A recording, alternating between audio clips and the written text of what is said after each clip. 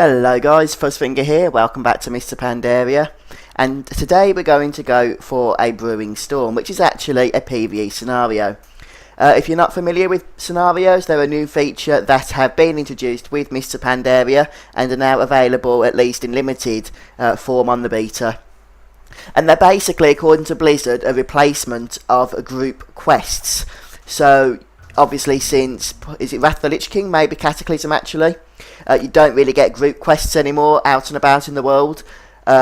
Instead, you can pretty much solo everything that's there. And now, to compensate for that, Blizzard have given us these PVE scenarios, which are basically rip-offs from other MMOs, which I won't go into, but it's still a good feature. And I've only done limited testing on it so far, but I think it's something I'm going to enjoy, and I know a lot of you are going to enjoy. And basically what it is 3 people do a dungeon, a specially made dungeon that's tuned for those 3 people.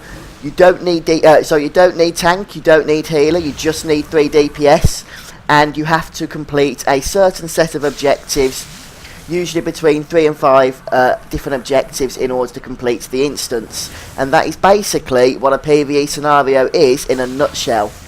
So this one we're doing here, which is a Brewing Storm, is quite simple. It doesn't take too long, about 10 minutes it takes in this group. And the first stage for this instance is basically we need to fill up that progress bar, which you can see on the interface. And to do that you need to extinguish the fires that are created randomly.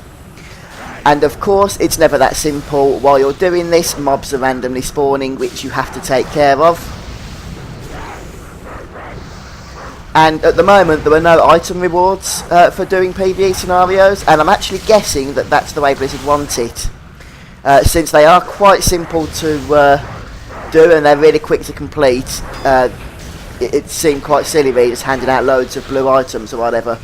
But you do get Valor points, interestingly enough, for the first time you complete a scenario every day by choosing the random scenario option. And because you only need 3 DPS and you don't need the other roles, you're pretty much guaranteed to get a space quite quickly. You won't have to queue for long, unlike dungeons where, obviously, when Cataclysm came out, for instance, Heroics, you could be queuing for up to 45 minutes at a time. Fortunately, that queue time did come down as they started to nerf the dungeons, so it came down at a cost, really.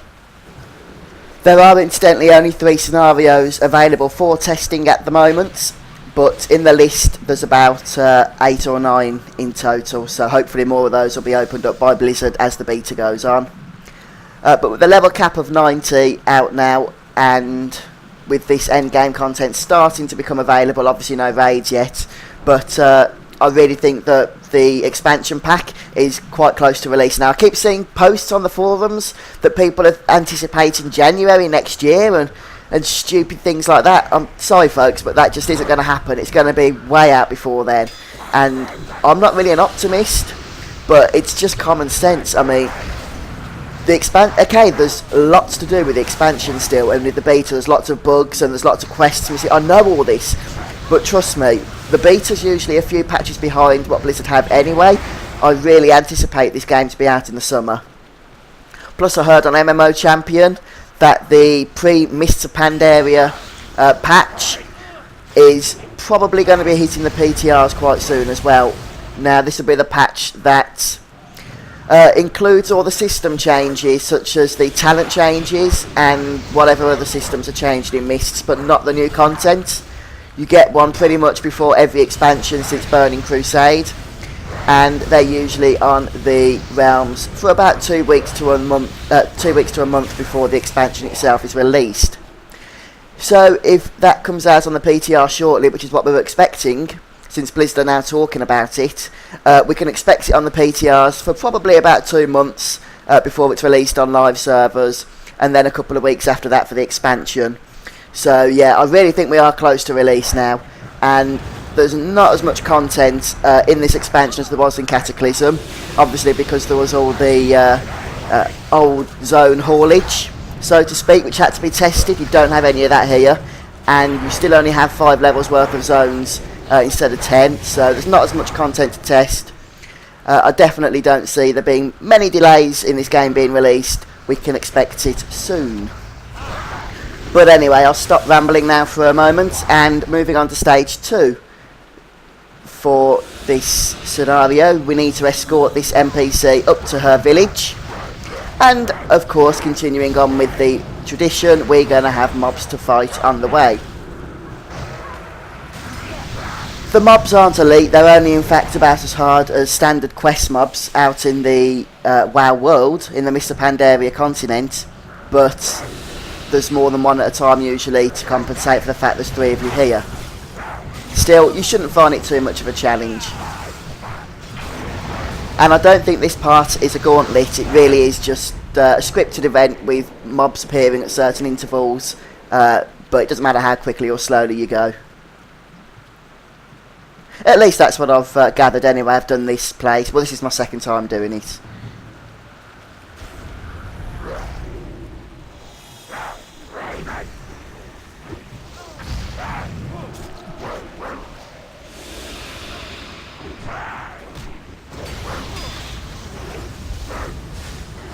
And just here we have a little mini-boss. Very easy to take down, as you can see.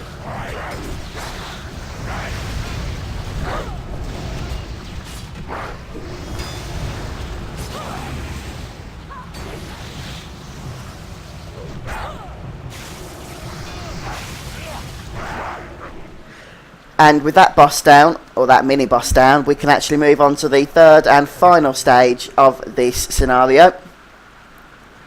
And for the final stage, I believe we just have to kill the end scenario boss, which is a little more challenging than the mini boss we just fought, but still not too hard at all. I'm not sure if this is going to be voiced in the final version, or if this is what we're going to get. Would be cool if it was voiced, but you never know with Blizzard, do you? Some things are, some things aren't. I remember going to Doom after Deepholm and being sorely disappointed with the fact that Deepholm was pretty much fully voice acted, and Doom there wasn't really a voice in sound. I was going to say in sight, but that wouldn't have made sense. So yeah, a little bit of inconsistency there, I think, from Blizzard, and that's why I'm not going to say whether we can expect voice acting in these places or not. You never know. In order to access the final boss, which is in this area, you need to speak to that NPC. But before you can do so, you just have to clear out this room of trash. And then make sure everybody's inside before you do talk to the NPC, because that will start the event. So we'll just finish these off quickly.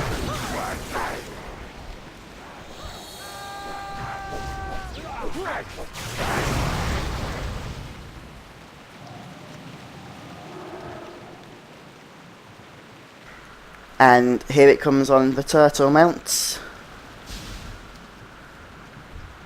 Yes, yes, we'd like to start, please. I'm not sure if this thing's pretty much undertuned at the minute, but we didn't really need to worry about tactics here. You can see we've got that interface button, and you need to use 2 at a time in order to instant kill the ads, but we didn't even bother using it. It just wasn't really hard at all. We just got the boss down as quickly as we could, and that seems to do the trick, and pretty much ignored all of the tactics. So maybe Blizzard will be buffing this. At least I hope they will be buffing it a little bit, especially since we're all in crap gear, questing gear. This was very easy. The boss itself has 7 million health, which might sound like a lot, but it doesn't really last that long. You can see we're already down to half. But that's it for this scenario anyway. Once you've completed this boss, you've finished the whole thing. It's one of the quicker scenarios for sure. Some of the others are a little bit longer. But I'll leave you with the killing of this boss, so thank you very much for joining me. I've been Fuzzfinger, and I'll see you next time.